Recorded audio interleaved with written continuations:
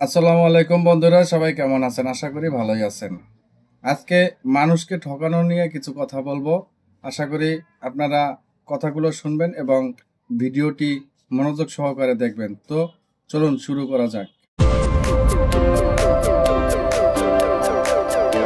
মানুষকে ঠকানো যে কতটুকু পাপ, এটা যদি মানুষে জানতো তাহলে আসলে মানুষকে ঠকাইতো না।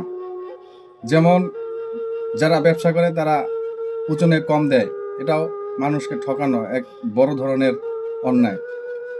মানুষের অবৈধভাবে জমি দখল করে জমি ভোগ করা, এটাও একটা ঠকানো, মারাত্মক ঠকানো। তারপরে জমির আইল ঠেলা, এগুলো বিভিন্ন জিনিস আছে যেগুলো ঠকানো। আসলে এগুলো ঠকানো যে কত বড় একটি পাপের কাজ, এটা মানুষ যদি বুঝতো তাহলে কেউ কাউকে এরকম ভাবে ঠকাইতো না। তো আমি বলবো, আপনারা এখনো আল্লাহর উপরে ভরসা করেন, কেউ কাউকে ঠকানোর চিন্তা করেন না। চিন্তা করেন যতদিন পৃথিবীতে বাঁচবেন ততদিন যেন ভালোভাবে পৃথিবী থেকে বিদায় নিতে পারেন, সেই দিকটা খেয়াল রাখবেন। সবাই যদি সবার উপরে সুদৃষ্টিতে তাকায় তাহলে সমাজে আমাদের সবাইকে টিকে থাকা যায়। আমি আশা রাখবো আগামীতে আপনারা কেউ কাউকে ঠকানোর চেষ্টা করবেন না। মনে রাখবেন, আরেকজনকে ঠকালে নিজেই ঠকতে হয়। সবাই ভালো থাকবেন।